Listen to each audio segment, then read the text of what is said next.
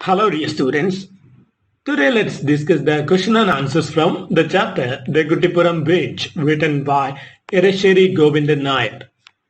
So this poem is included in a textbook Multiple Modernities Readings on Kerala.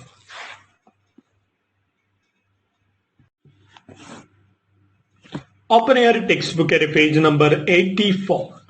In page number 84, you can see the comprehension questions. That is the short answer questions.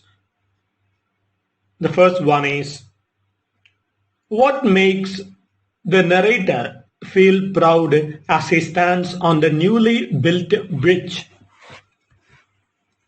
The answer is, the poet feels proud when he stands on the newly built bridge because it is built at a cost of 23 lakhs.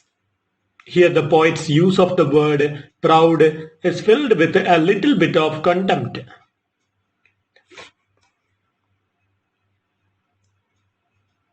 The second question is, how does the narrator explain that the river was a part of his daily life?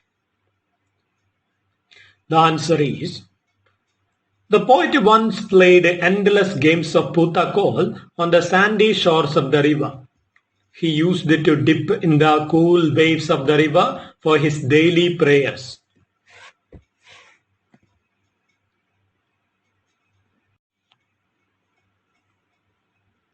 Now the third question is, level with the kingfisher, the sparrow and the crane that once flew over here. What is the irony in these lines?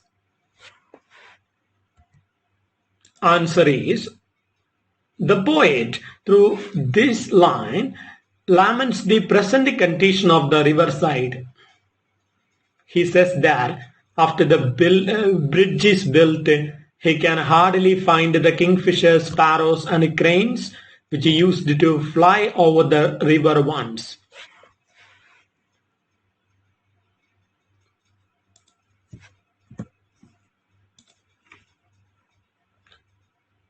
Now the fourth question is, what happens when the river is in spate? Answer is, when the river is in spate, the river bank would be washed away. At that time, no boats would venture out to the sea, and no kite would dare to fly across the sky.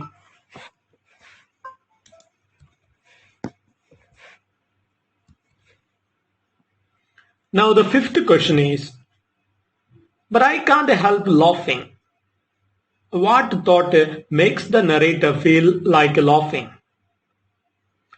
The answer is,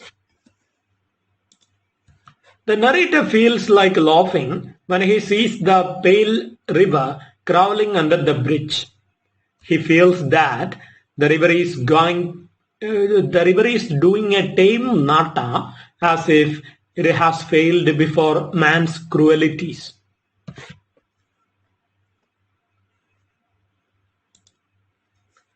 Now the sixth question is, what is described in the poem as the threshold of a new world? Answer is, the poet describes the bridge as the threshold of a new world. Here he uses the bridge as a metaphor for modern man's run towards urbanization.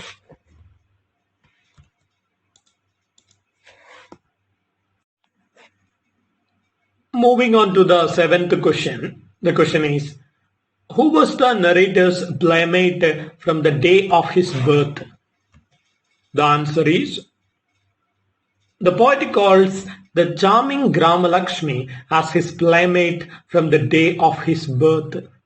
He feels that he is losing his playmate forever because of modernization.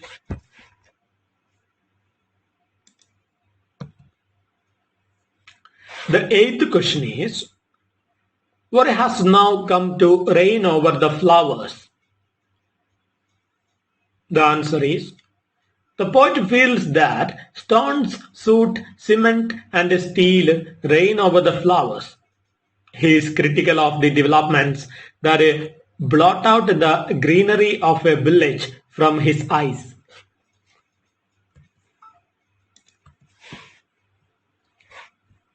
Now the ninth question is, what happens to neighborhood connections as a result of urbanization?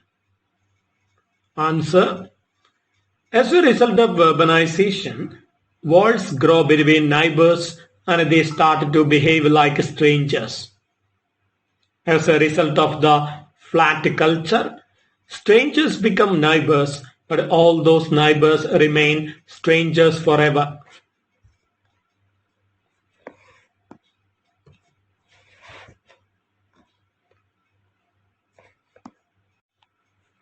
Now the 10th question. What, according to the narrator, are the fates awaiting the deity of Mallur and Andi Mahakalan Kunnu? The answer is, when the roads developed, the deity of Mallur became a roadside deity.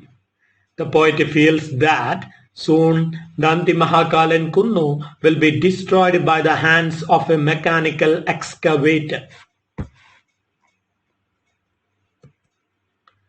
Now the last question, the 11th question is, what would happen to Mata Perar if man turns into a machine?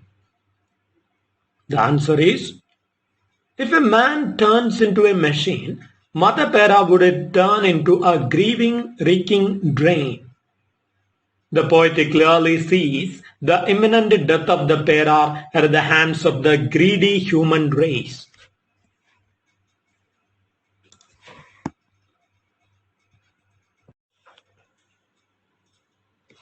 Now we have finished with the short answer questions. Next we will move on to the essay and the paragraph questions. As I usually do, I have tried to include all the paragraph questions within the essay itself, but I couldn't include one paragraph question within the essay that I will be giving separately. So, not the points.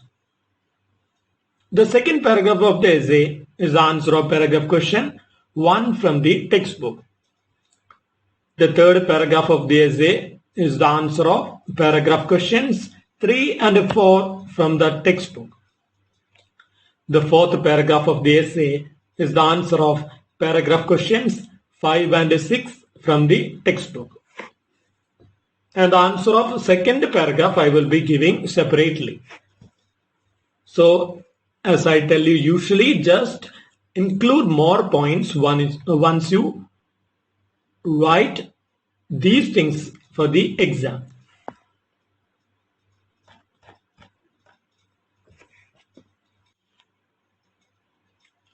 The essay questions are, first one, Edasheri's poem, The Kuttippuram Bridge, is a critique of mindless urbanization. Explain. The second question is, Edasheri's poem, The Kuttippuram Bridge, conveys its message through a series of strategically placed images and symbols. Elucidate.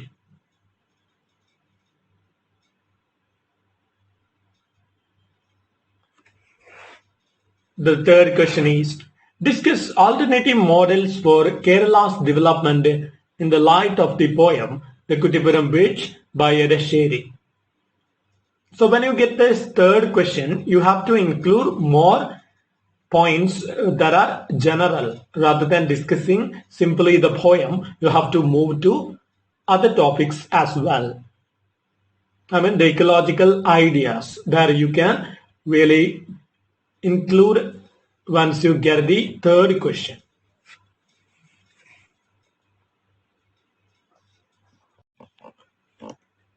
Now we will move on to the first paragraph of the essay.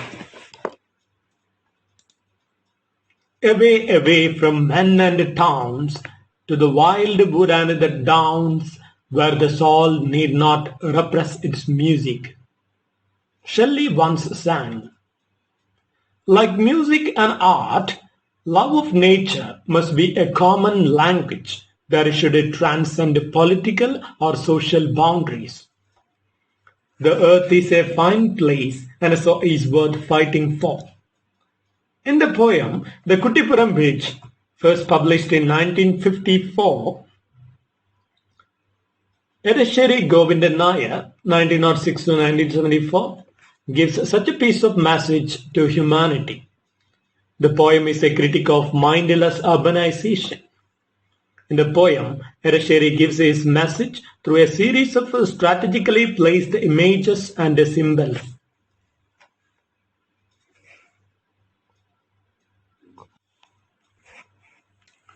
Now we will move on to the second paragraph of the essay. The second paragraph of the essay is the answer of paragraph question number 1 from the textbook that you can see in page number 85.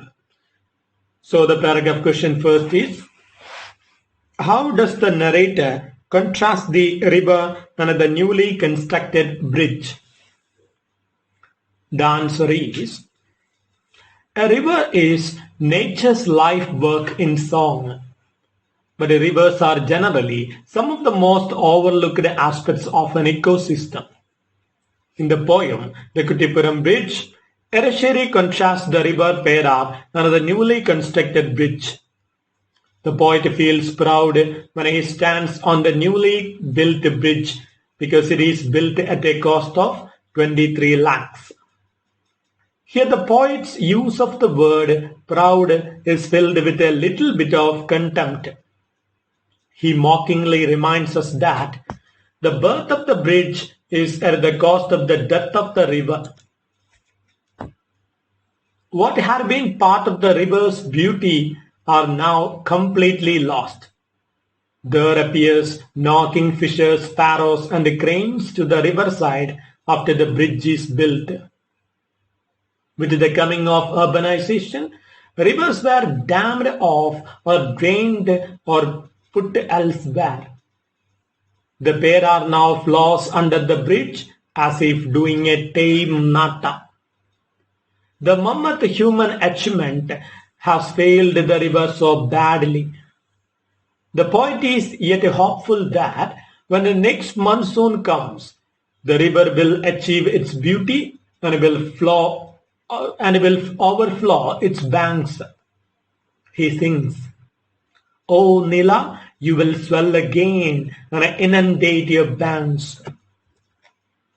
The poet doesn't oppose the developments that pass through his village, but he wishes to preserve the beauty of nature which gives birth to all.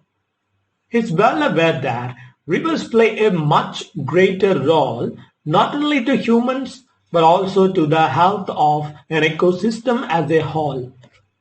The poet's attitude at the river and the bridge is clear when he first enters the bridge. His earthly body takes pride, though mockingly, in the fact that the bridge is built at a cost of 23 lakhs. But we see that his eyes, his heart is with the river.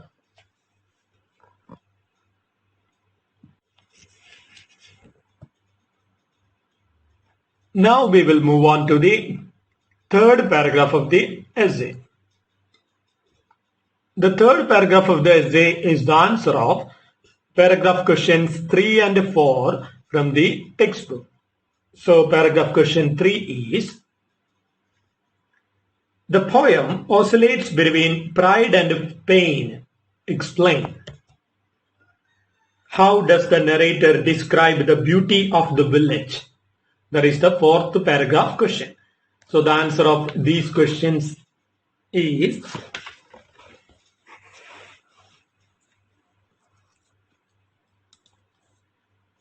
the hardest thing in life is to learn which bridge is to cross and which to burn.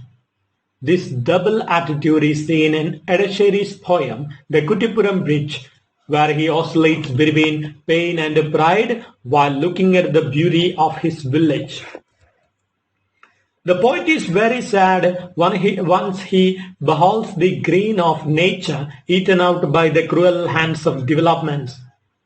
He is worried over the future of the wide expanse of paddy fields. The flowers-covered hill slopes add to the charm of the beauty of his village. The very heart of the village also includes the charming sight of the festivals in the kavus with the elegant lamps. The poet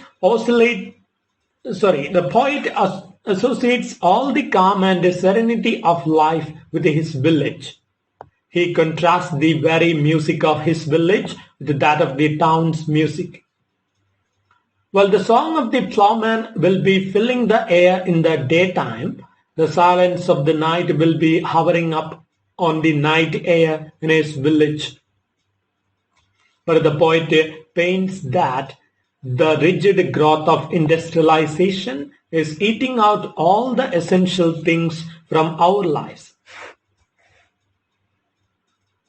There is no doubt that the city is the culmination of man's mastery over the environment, but the poet is doubtful about the kind of developments which has no concern on nature.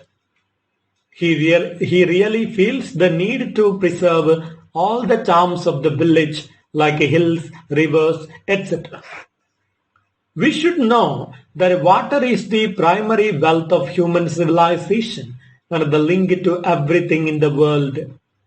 From the poem, it is clear that the poet has really understood the importance of this point. The poet feels pride and pain at the same time when he thinks of human beings. Man is a complex being. He makes deserts bloom, but rivers die. In the poem, Eresheri seems to sympathize at the reckless modern way of life.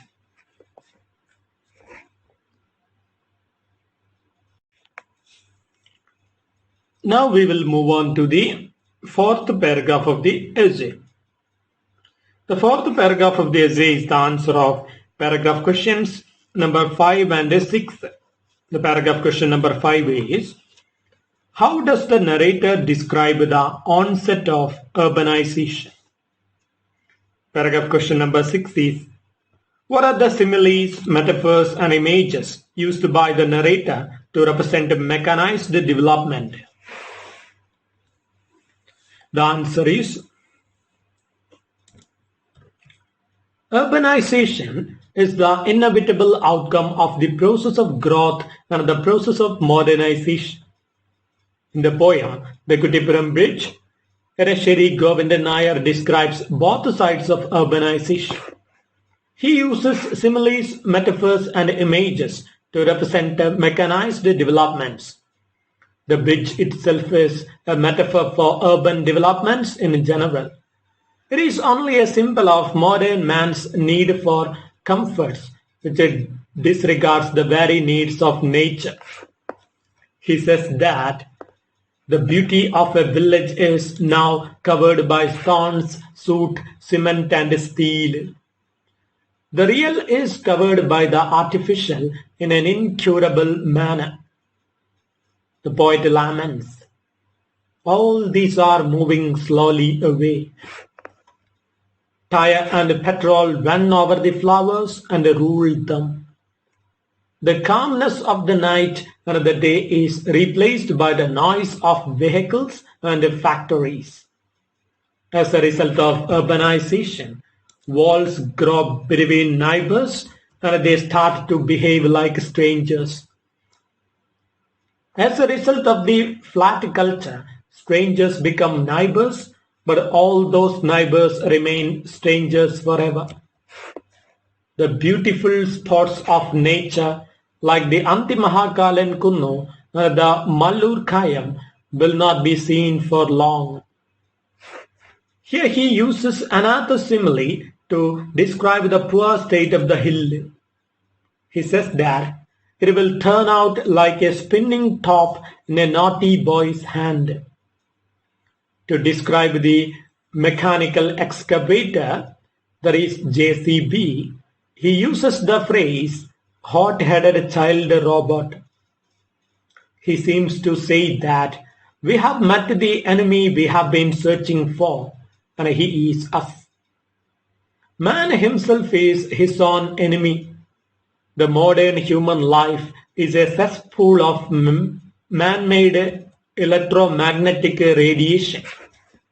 There are many such complicated problems that upsurge due to urbanization that need serious attention. Through the poem, the poet cautions us that we have still time to change our minds before things get worse.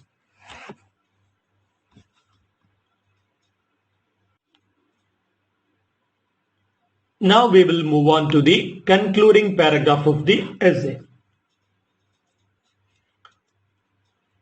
Nature always strikes back. It takes all the running we can do to remain in the same place. But urbanization is a crossroad which governments cannot ignore. The poet Edesheri admits this fact and he requests humanity to have serious thoughts about the need to preserve nature.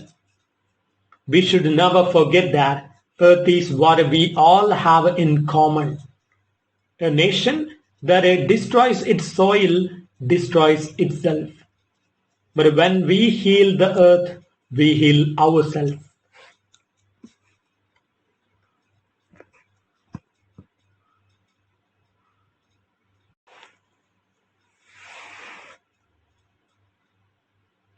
Now we have discussed the essay questions and also 5 of the paragraph questions. And there remains one paragraph question to be answered, and that question is, explain the usage doing a tame nata.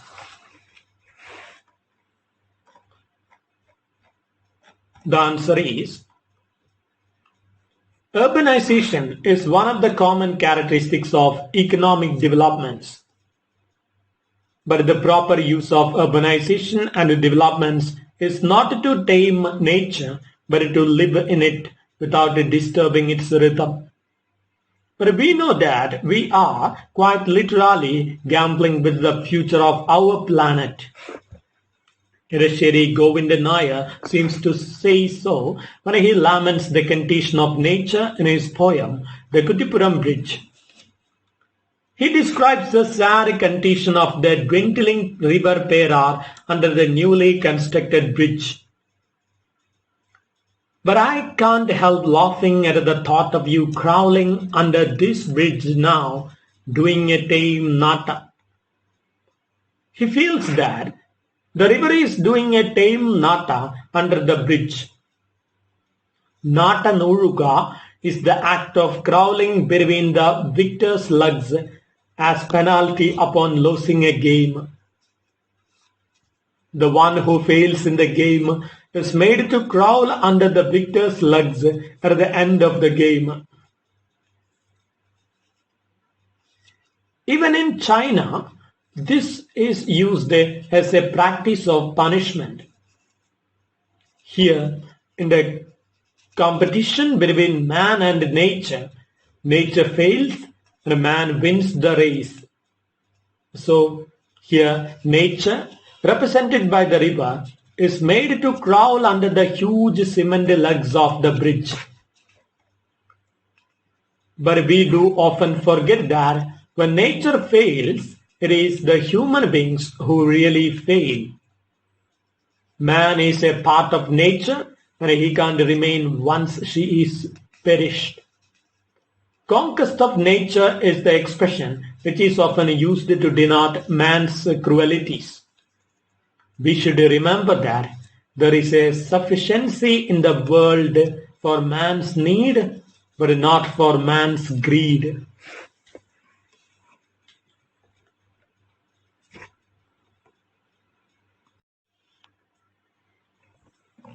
Now we have finished with the discussion of all the questions from the chapter, The Kuttippuram Bridge. In the next class, we will meet again with a new chapter.